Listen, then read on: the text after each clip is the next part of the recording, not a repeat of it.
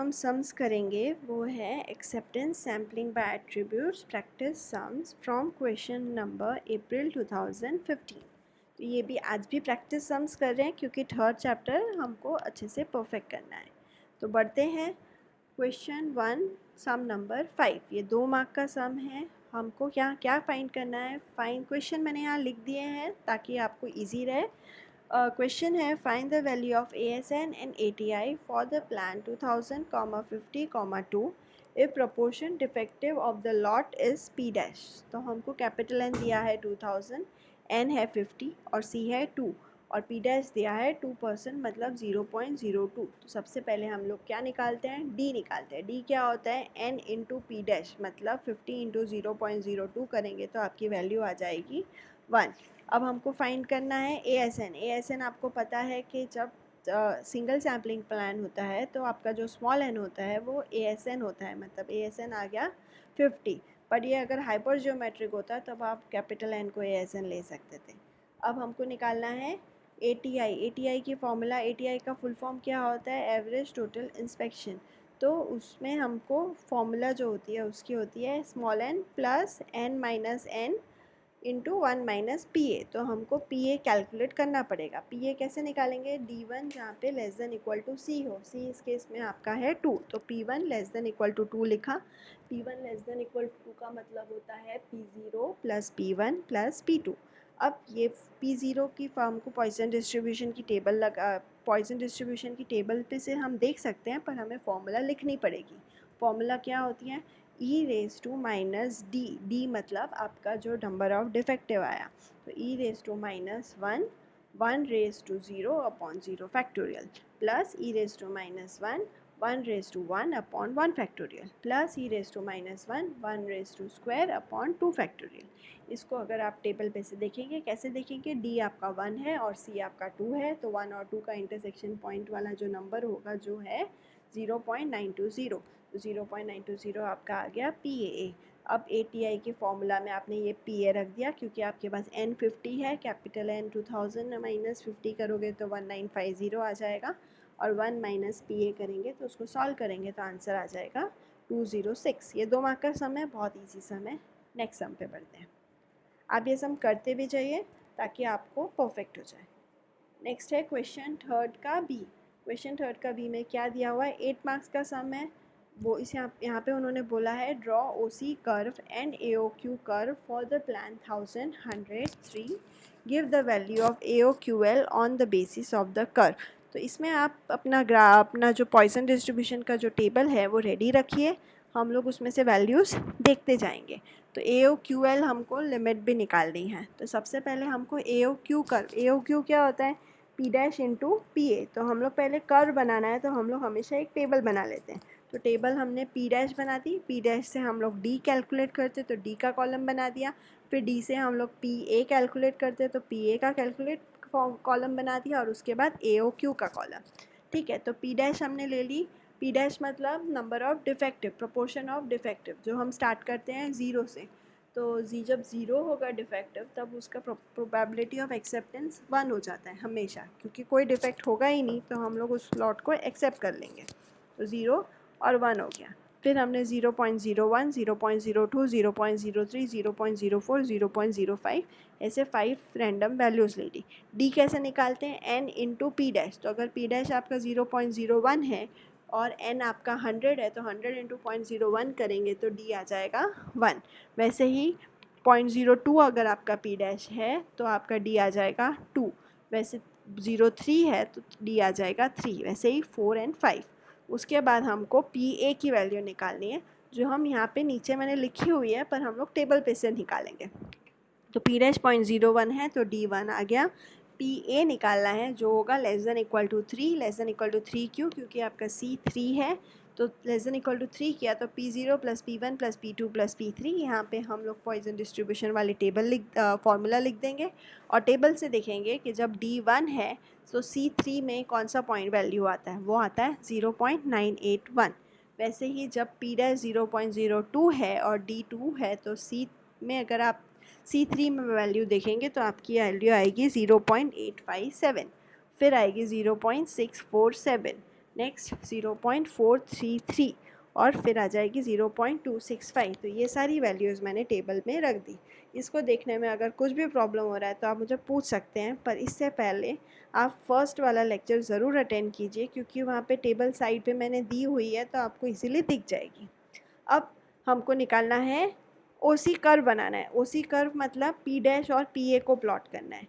तो right side पे मैं ओसी कर्व बनाया हुआ है जिसमें एक्स एक्सिस पे मैंने पी डैश ले लिया है, मतलब 0 से 0.01, 0.02, 0.03, 0.04, 0.05 और पी ए की वैल्यू मैंने 0.2, 0.4, क्योंकि आप देखेंगे कि 1 तक हमें जाना है पी ए की वैल्यू प्लॉट करने के लिए। तो 0.2, 0.4, 0.6, 0.8 और 1 इसको प्लॉट किया तो ऐसा एक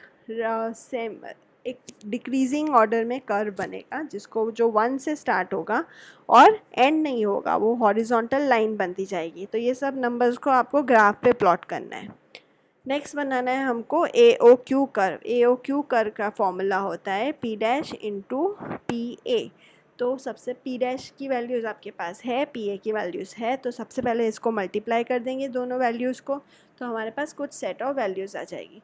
तो जब भी आप ए ओ क्यू कर्व देखेंगे ना, तो वो कैसा होगा कि 0 से स्टार्ट होगा, फिर वो धीरे धीरे बढ़ेगा और एक लिमिट पे जाएगा हाईएस्ट पॉइंट पे, और वहाँ से वो डिक्रीज़ होते जाएगा। जैसे कि आप कोरोना के नंबर ऑफ़ केसेस में देख रहे हैं कि वो पहले स्टार्ट होते हैं 0 से, धीरे धीरे बढ़ते हैं और एक लेवल पे जाते हैं और फिर वो धीरे धीरे कम होते जाते हैं, जैसे कि सब कंट्रीज़ में देखा। तो वो जिस पॉइंट से कम होते रहते हैं ना, उसको बोलते हैं ए ओ क्यू एल। वो हमको फाइंड करना है। ए ओ क्यू एल का फुल फॉर्म होता है एवरेज आउटगोइंग क्वालिटी लिमिट। तो अब इसको जब हम प्लॉट करेंगे, एक्स एक्सिस पे पी डैश ले लेंगे और वाई एक्सिस पे हमको 3 डिजिट्स में लेना पड़ेगा, मतलब 0.005, 0.010। नहीं तो हम प्लॉट नहीं कर पाएंगे फिगर्स। उसको प्लॉट किया, आप देखेंगे एक पॉइंट से वो डिक्रीज़ होता जाएगा, तो वो एग्जैक्ट पॉइंट को आप ग्राफ पे देखेंगे, वो आपका ए ओ क्यू एल होगा, जिसको आपको मेंशन करना है। इस केस में आ रहा है 0.0194। क्लियर? बढ़ते हैं नेक्स्ट सम पे, जो है क्वेश्चन थर्ड का बी। क्वेश्चन थर्ड का बी जो क्वेश्चन में दिया हुआ है, if proportion of defective of the lot is 3%। P dash दिया है, डबल सैम्पलिंग प्लान है जिसमें कैपिटल एन 500 हो गया, N1 N2 दोनों 100 है, C1 C2 0 और 2 है, और हमको वैल्यू फाइंड करनी है ए ओ क्यू की, ASN और ATI की। तो ए ओ क्यू मतलब P dash into P A, तो हमको पहले पी ए निकालना पड़ेगा। जब डबल सैम्पलिंग प्लान होता है तो P A is equal to PA1 plus PA2 होता है। अब ATI और ASN की फॉर्मूला में हमको PR1 और PR2 भी चाहिए होगा। तो जब भी डबल सैम्पलिंग का क्वेश्चन आता है तो ये चारों चीज़ हमें निकालनी होती है, PA1, PA2, PR1, PR2। तो PA1 कैसे निकालेंगे? सबसे पहले हम लोग D1 D2 निकाल देते हैं।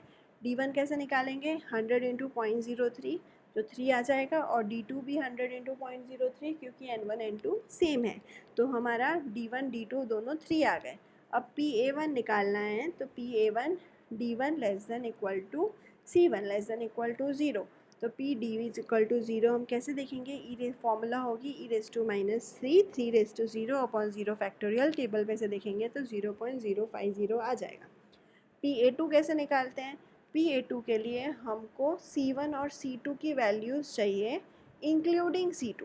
C1 और C2 के बीच की इंक्लूडिंग C2 जो होगी 0 और 2 अगर के बीच में मैं अगर देखती हूँ तो 1 and 2। तो मैं D1 इक्वल टू 1 और D1 इक्वल टू 2 पहले लिख दूँगी, और D1 और D2 का जो टोटल है वो 2 से छोटा होना चाहिए। तो D1 मैंने 1 लिया, तो D2 क्या होगा? Less than equal to 1। D1 अगर 2 लिया तो D2 हो जाएगा लेस देन इक्वल टू 0। अब D1 इक्वल टू 1 अगर मुझे उसको टेबल से देखना है तो आपका C कितना है, D कितना है? 3 है, और D आपका 3 है और C आपका 1 है। तो D 3 में और C 1 में अगर आप टेबल पे से देखेंगे तो आपकी वैल्यू आएगी 0.199। अब हमको इक्वल टू की वैल्यू चाहिए, लेस देन इक्वल टू की नहीं चाहिए। तो उसमें से हम उसके पहले वाली वैल्यू को माइनस कर देंगे। तो 0.199 माइनस 050 करेंगे तो 0.149 आ जाएगा। In two P D two less than equal to 1, इसमें डी आपका 3 है और सी 1 है, तो इसमें हम लोग डायरेक्टली 0.199 ले लेंगे क्योंकि इसमें लेस देन इक्वल टू 0 भी है। Second, D one equal to 2 पे जाएंगे, तो डी वन इक्वल टू 2 क्या है, 0.423 है, पर उसमें इक्वल टू है, मतलब हम लोग उसकी पहले वाली वैल्यू को माइनस कर देंगे, 0.199 माइनस कर देंगे तो आ जाएगा 0.224, और डी टू इक्वल टू 0 है 0.050। इसको सॉल्व करेंगे तो आपका आंसर आएगा 0.040, पी ए हो जाएगा P A one plus P A two, that is 0.091। अब हमको क्या निकालना है, पी ए तो आ गया, अब हमें निकालना है ए ओ क्यू निकालना पड़ता है। ए ओ क्यू का फॉर्मूला होता है P A into P dash, जो राइट साइड पे किया हुआ है, पी डैश है आपका 0.03 और पी ए दिया हुआ है, पी आपने कैलकुलेट किया जो आया 0.091, तो आ जाएगा आपका ए ओ क्यू 0.00273। अब हमको पी आर वन निकालना है। पी आर वन कैसे निकालेंगे, पी आर वन कैसे निकालते हैं, D one greater than C two होता है 2, तो आपका रिजेक्ट हो जाता है, तो वो हो जाएगा डी वन ग्रेटर देन 2, तो ग्रेटर तो हम निकाल नहीं सकते, तो उसको दूसरे फॉर्म में कैसे लिखेंगे, 1 minus P D one less than equal to 2, D one less than equal to 2 आपको टेबल पे से देखना आता है, आपका आ जाएगा P R one. P R two का सिंपल फॉर्मूला होता है 1 minus P A minus P R one, जो कैलकुलेट करके आ जाएगा 0.332। अब आपको ए एस एन और ए टी आई की फॉर्मूला लगानी है। ए एस एन सॉल्व करेंगे तो 137.3 आएगा, ये आंसर पीछे 437 दिया है जो गलत है, 137.3 करेक्ट आंसर है। वैसे ही आपको ए टी आई निकालना है, जो सिंपल फार्मूला रख के आप निकाल सकते हैं। नेक्स्ट सम जो है क्वेश्चन 4 का B, the probability of acceptance of the lot, probability of the having 2% proportion defective. मतलब यहाँ पे उन्होंने प्लान दिया है जो है 500, n, c। Probability of acceptance उन्होंने दिया है जो है पी ए 0.6774 और पी डैश हो गया 0.02, और ए टी आई भी उन्होंने निकाल के दिया हुआ है। अब डी तो आप निकाल नहीं सकते, डी निकालने के लिए आपको एन चाहिए। अब n कैसे निकालेंगे, हम लोग ए टी आई से निकालेंगे। ए टी आई का फॉर्मूला आपको पता है जो है n plus n minus small n 1 minus P ए, ये वैल्यूज़ को हमने रख दिया, पी ए आपके पास है, इसको सॉल्व किया, ए टी आई भी दिया हुआ है 229 is equal to n plus 500 minus n 1 minus 0.6774, जो आ जाएगा 0.3226। सबसे पहले हम लोग ब्रैकेट सॉल्व करते हैं, 500 इंटू 0.3226 करेंगे तो 161.3 आ जाएगा, माइनस 0.3226 n, तो एक तरफ n कर देते हैं, एक तरफ इंटीजर्स वैल्यूज़ रख देंगे, तो n माइनस 0.3226 किया, मतलब 1 माइनस 0.3226 किया तो 0.6774 आ गया, और 229 माइनस 161.3 किया तो 67.7, तो n की वैल्यू हो जाएगी 67.7 डिवाइड बाय 0.6774, जो आ जाएगा 100।